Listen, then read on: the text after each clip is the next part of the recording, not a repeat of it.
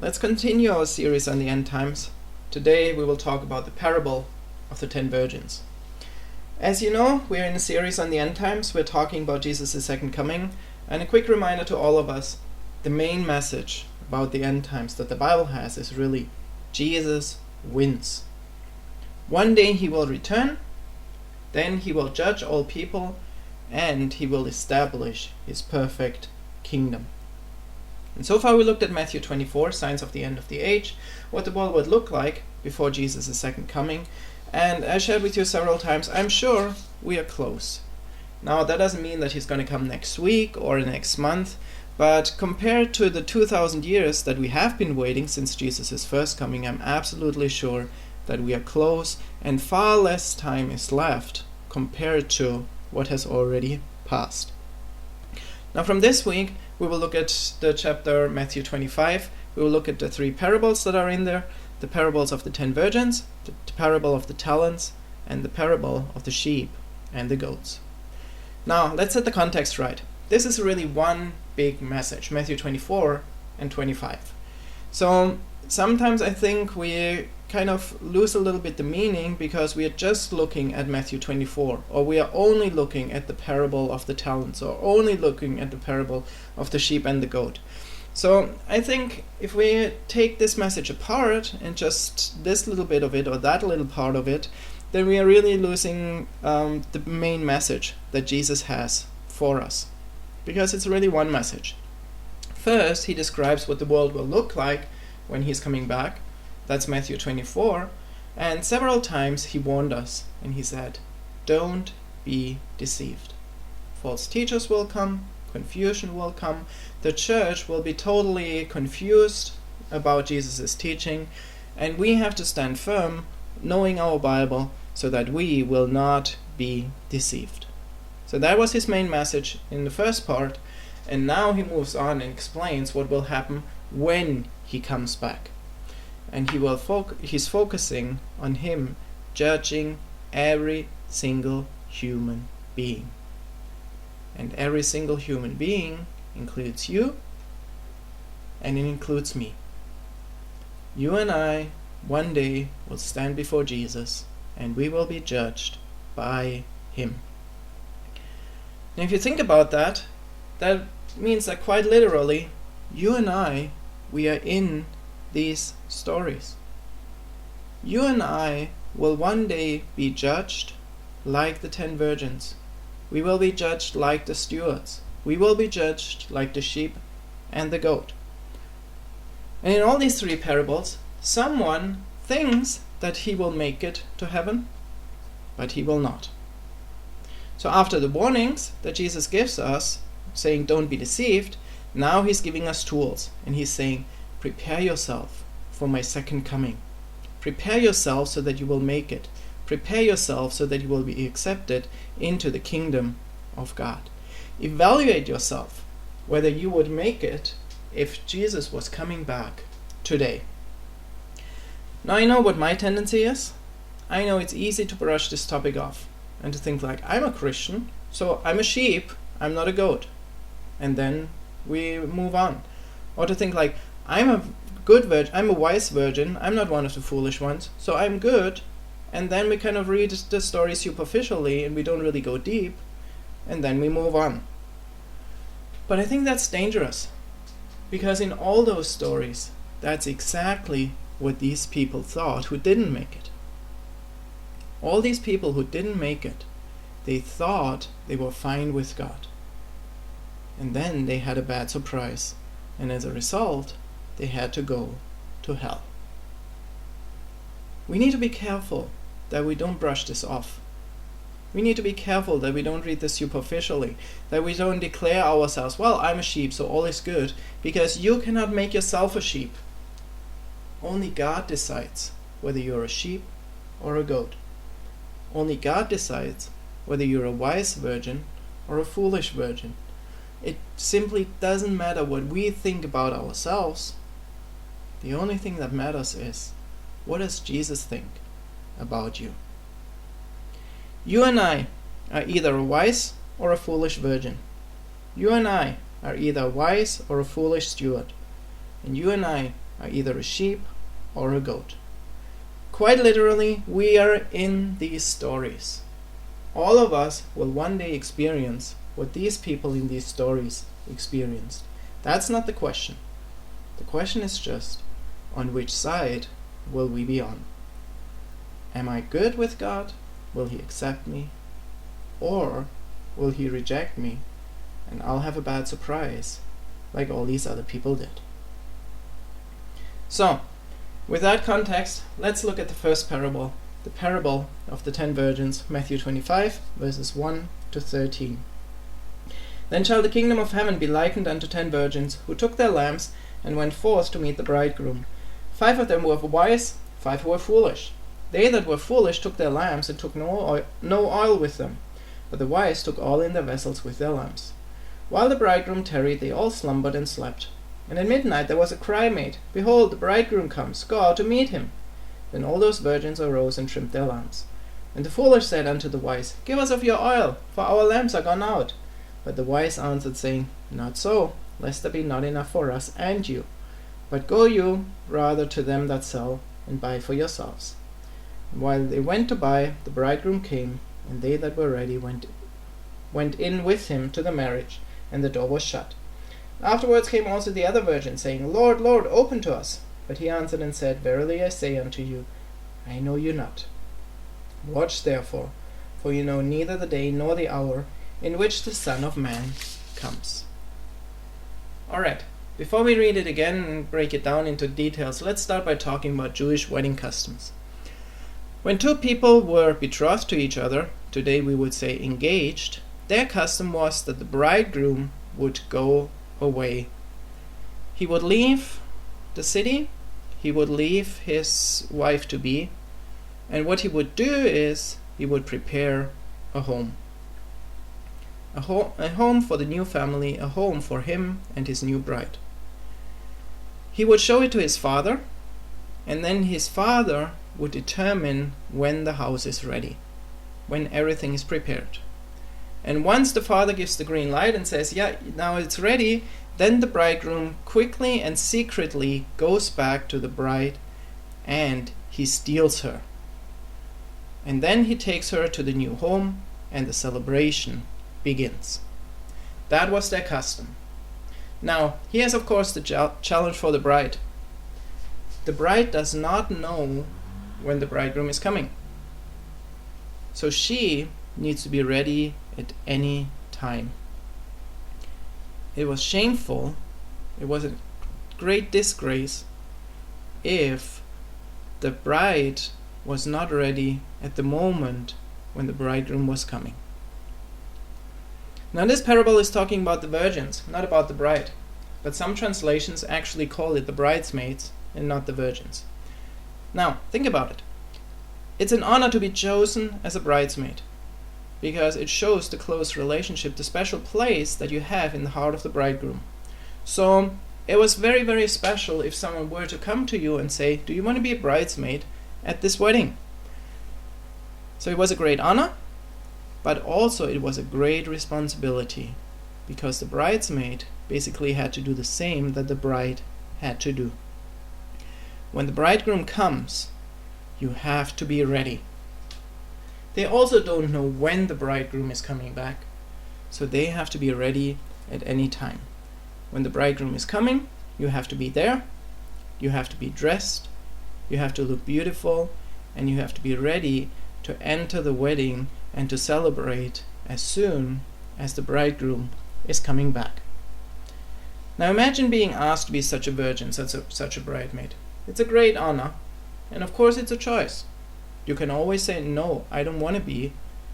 I don't want to take this responsibility of having to be ready all the time, so I choose to pass. Says, thank you for asking, but I don't want to be a bridesmaid. That's fine. But if you accept the offer, you have to be ready anytime. Which of course means your whole lifestyle needs to change. The things you do, the things you don't do. Traveling, yes or no. Where you go. All these things. You have to circle your whole life, everything you do, around this one fact.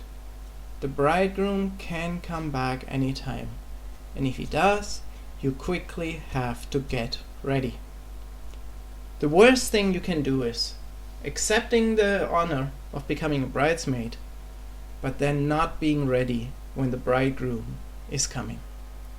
It's better to not accept the honor in the first place and to say, I don't want to be a bridesmaid, rather than saying yes, and then when the bridegroom is coming, either not being there or being dressed inappropriately or whatever, not being ready, not being prepared. That's who we are. You and I, we have the honor of being chosen by God. We are God's chosen people. He chose to reveal himself to us. We said yes. All of us have free will, and all of us could have said, no, I don't want to be a bridesmaid. I don't want to be a Christian. And that's a legitimate answer. But all of us here in this room, we said yes. We chose to be Christians, and we responded to his invitation. But we also, by accepting that invitation, by accepting that offer that he has for us to be Christians, to be his children, we took on the responsibility to say, I need to be ready when Jesus is coming. I need to be ready when I meet Jesus personally, whether it's at his coming or whether it's at my passing and I stand before God because I die. I have to be ready any time. The worst thing that we can do is this: saying we are Christians, believing we are Christians, but then not being ready when it actually matters. So, that's the cultural background. Let's read the story again. Hopefully it will give us a better understanding. Verse 1. Then shall the kingdom of heaven be likened unto 10 virgins who took their lamps and went forth to meet the bridegroom. Jesus starts by saying, then. That's a clear reference to what he just talked about in Matthew 24. This parable is about the time of Jesus' return. This is talking about people who live in those last days, who see the second coming of Jesus in person. There are 10 virgins. They are chosen for the wedding. They know the bridegroom is about to come. They have lamps. All of them have lamps, and all the lamps are burning. That's an important part of their role.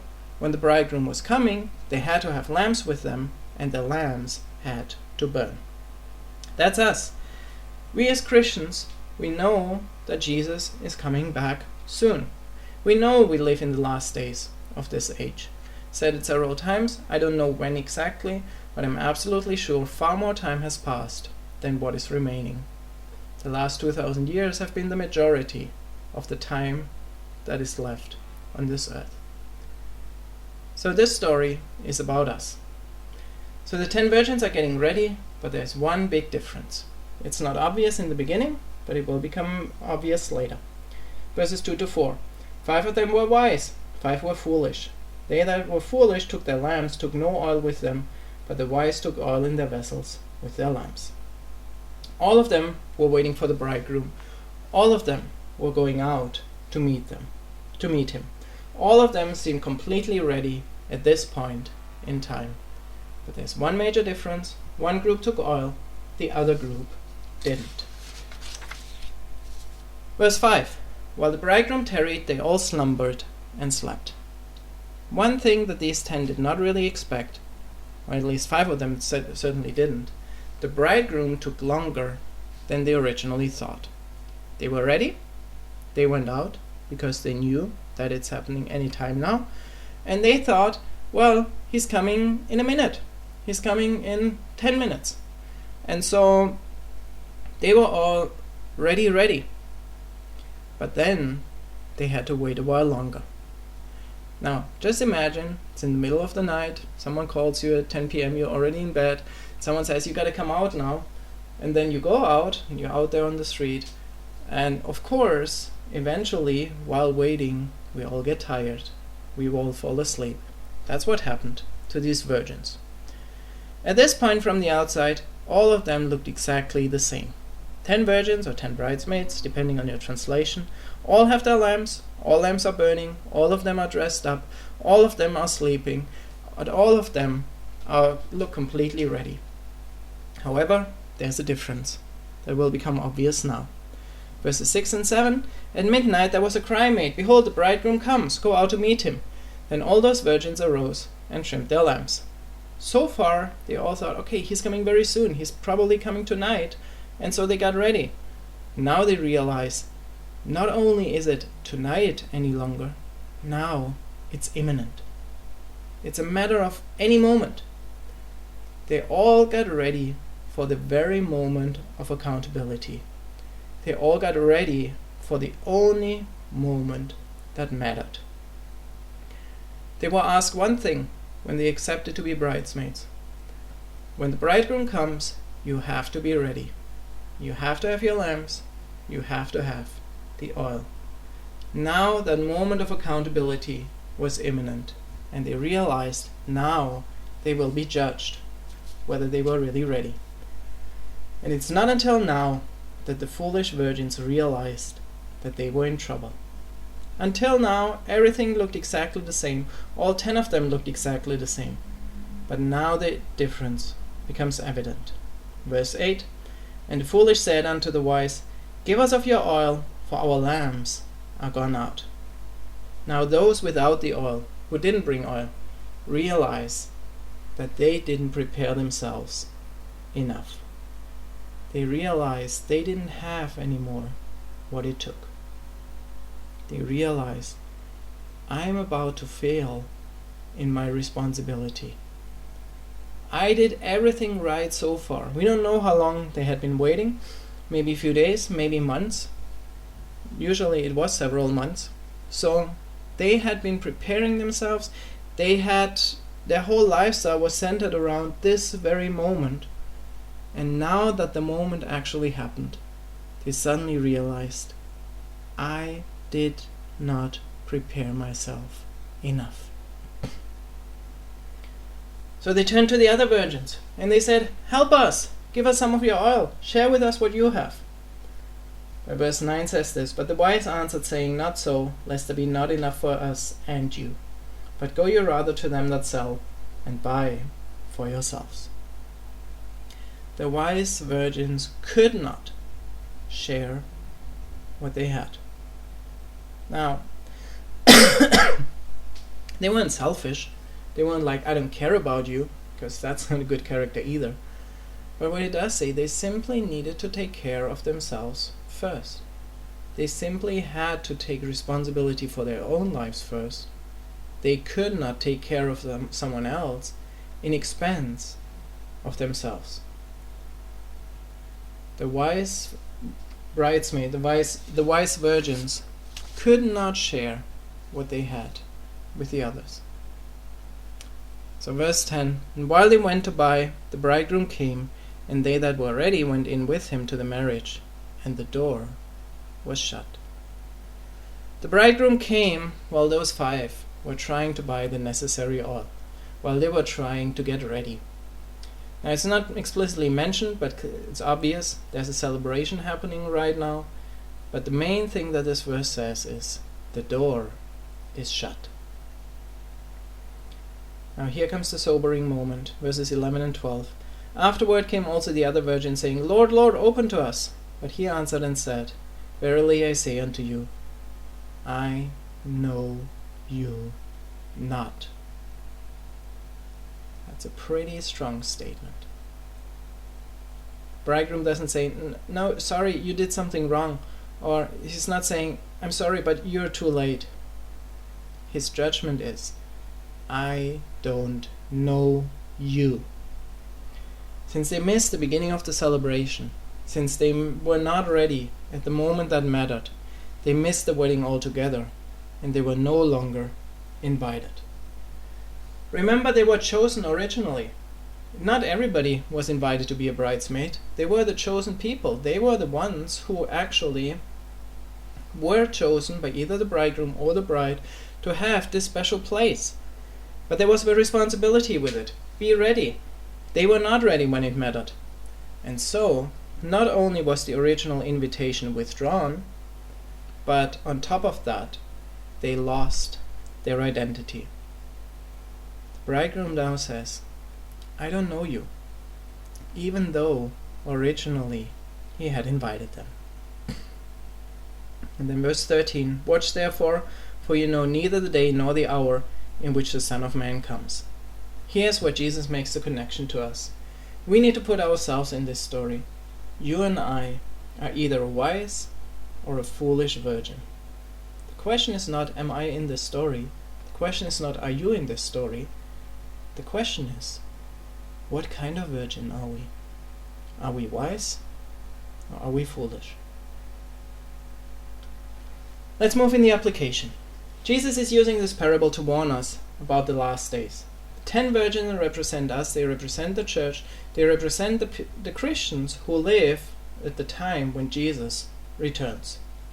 And Jesus is using this parable to warn us. He's saying, not everybody who thinks that they make it to heaven will actually make it. Remember, all 10 virgins were invited. They all think that they will make it to the celebration. But in the story, 10 make it, 5. The 10 are invited, 5 make it, 5 don't. Now, I'm not going to get into an argument about how many people in the church are actually saved, but I just want to say it this way. Jesus chose to use these numbers in this parable. 10 virgins, 5 were foolish, 5 were wise. Not a minority. Numbers matters. And he didn't take these numbers lightly. He could have shared the story in a sense that he said, well, 100 bridesmaids were invited and 95 made it and 5 were foolish. Or he could have said 10 were invited and 8 made it or 9 made it and 1 or 2 were foolish. But he chose to say it this way. He chose to say 10 were invited, 5 were wise, 5 were foolish. I think Jesus used these numbers on purpose to warn us. So who exactly are these 10 virgins? These are people who wait for Jesus' return. They know that Jesus is coming. They can discern the times. They realize that Jesus is coming soon. They prepare themselves. They look ready from the outside. This is not a parable about those who go to church on Sundays. This is not a parable about those who call themselves Christians. This is not about those who don't care about Jesus' moral teaching or anything like that. This is not about cultural Christians, like there are so many here in Germany. This story is about those who look like serious Christians, and not about those who, from the outside, we already have the feeling, okay, they might not be Christians at all. Again, this should be a warning to us. What does the lamp and the oil represent? Well, let's stay in common biblical metaphors. What does the light stand for in the New Testament very often? Jesus often uses the light as a metaphor for our good deeds. Matthew 5:16, let your light so shine before men that they may see your good works and glorify your Father who is in heaven. I believe that the light is our good deeds, that we live differently compared to the world, that we are honest, that we help one another, that we still love when everyone else hates each other, especially in the last days, that we will still represent Christ's character to this world. Remember what we studied the last few weeks. The times are going to get darker and darker. Love of many will grow cold. Lawlessness will increase. It will get harder and harder to be a Christian in those last days. It will get harder and harder to stick to Jesus' moral teaching. I believe that Jesus is saying here, many Christians look like good Christians right now. They do all the right things and they love and they care and they do good things for the world, all these things that Christians are supposed to do. But I believe he's saying in the last days, this world is going to get darker and darker, and it's going to get more and more difficult for us Christians to remain faithful and to continue doing our good deeds. In the last days, he warned us, the love of many will grow cold. Lawlessness will increase.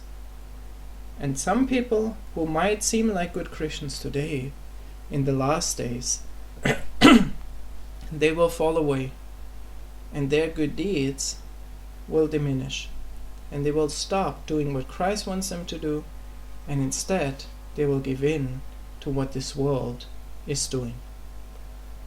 So I believe Jesus is warning us, and he's saying the light of many people who call themselves Christians today, their lights will go out, their good deeds will stop when the pressure of this world increases.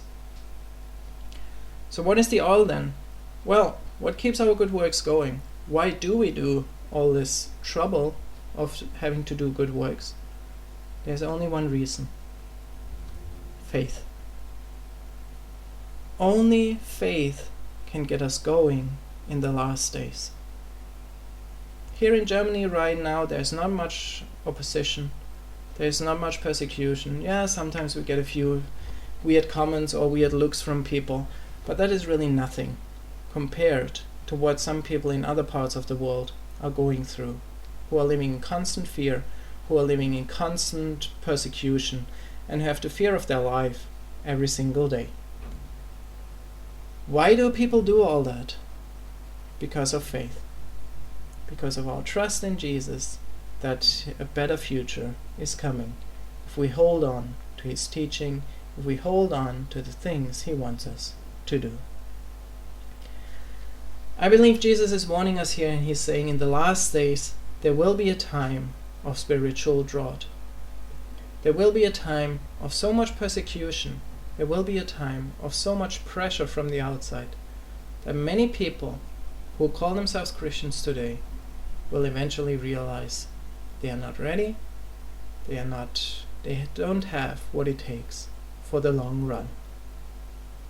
It will expose, the pressure from the outside will expose that some people don't have the necessary faith to make it to the end. Some people will, and some people will not. So what are we supposed to do now to prepare ourselves? Well, we have to build our faith now while we still can. The time of spiritual drought is coming, and it will expose. It will expose that some people are not prepared, and some people will then realize that they don't have what it takes to make it until the very end. It might not be obvious right now. We might look at each other today and say, wow, everybody is a good Christian, yeah, we all have faith, and we might look at the end times and we might think like, if we live in that generation, I'll make it and we will be fine, and no, we will not compromise on Jesus' teaching, and we will be good, and we will make it to the end. But when it actually happens, when the pressure actually comes, then some people will realize, I don't have it, and they will fall away. Build your faith now, before it's too late. Go deep with God. Study his word. Allow the Holy Spirit to deepen your relationship with God. Use the time wisely now, because we don't know how much time we still have. Once the foolish virgins went out, it was too late. Once they went out without the oil, without the extra oil, they realized they didn't have it. They didn't make it. And there was nothing they could do any longer, because by the time they had gathered the extra oil, it was too late. Gather your oil now. Increase your faith now. Go deep with God now, before it's too late. We might not notice right now, but the day might come when our lack of faith will be exposed, and when we might realize, I didn't prepare myself enough. Next takeaway, there are things that cannot be shared. The wise virgins couldn't share their oil with the foolish ones. I think that's significant for us as well. Yes, we are one church. We are to support each other. But in the end, what matters is not us as a church, but what matters is each one of our own relationship with God. Yes, we can pray for each other, and we are supposed to pray for each other, but we cannot pray in each other's place. Yes, we can read the Bible together, and we do Bible study, and we ask each other questions. Those are all important things that we do, but we cannot read the Bible for each other. Each one of us has to do that on our own. Yes, we can encourage each other, and it's important in the church that we encourage each other. It's a commandment that God gives us. But in the end, each one of us has to maintain his or her own relationship with God. Certain responsibilities cannot be shared and cannot be delegated. The church can help, but the church cannot do what we individually are not willing to do in our relationship with God. Each one of us will be judged for his or her own life. And we cannot blame the church, we cannot blame other Christians and say, well, I would have done it if that Christian had helped me. I would have done it if that Christian had answered my question. We cannot do that. Each one of us is responsible for his or her own relationship with God. And we will be judged for that and not for what the church has done for us. Last point, there will be a day when some people will realize it's too late. Foolish virgins thought they were ready. They went out, and if the bridegroom had come back earlier, they would have made it. But after falling asleep, after it took longer than they expected, they woke up and they realized that they were not ready. The question is not, am I ready today? The question is, will I be ready when it matters? Will I be ready? Will be accepted by God on the day that I will be judged? Will I be ready on the day of my death or on the day of Jesus' return? And a follow-up question, obviously, what am I doing today so that I will be ready on the day that it matters to me? This whole topic of the end times can be a bit challenging to grasp, and of course there's a lot of confusion about it in the church. But let's try to really simplify this here in this whole series that we are doing right now.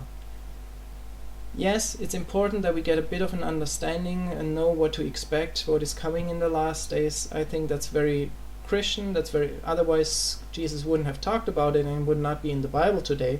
So it's important that we know about that. But the most important thing is not that we get all the details together.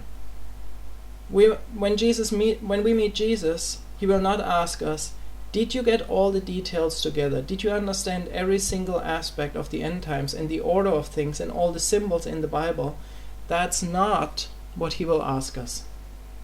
And that's not the main message of the end times. Let's try to simplify this whole thing and look at two main tasks that Jesus has for us. First thing he said many times, especially in Matthew 24, do not be deceived. False prophets will come, confusion will come, even within the church, or mainly within the church. False teachers will rise and say wrong things about Jesus' second coming. That's his first message, do not be deceived. And today we looked at the second main message, and we will do that over the next few weeks as well. The second thing that Jesus said, watch. Be ready, and if you're not ready today, get ready. It's a big responsibility. Many people will have a bad surprise one day. And I don't want any one of us to end up on the wrong side because we didn't prepare ourselves enough, because we didn't watch enough. Let's build our relationship with God now while we have the chance. A time will come when many will realize that they didn't prepare themselves enough for the wait. To use Jesus' words once again, Matthew 25:13. Watch therefore, for you know neither the day nor the hour in which the Son of Man comes.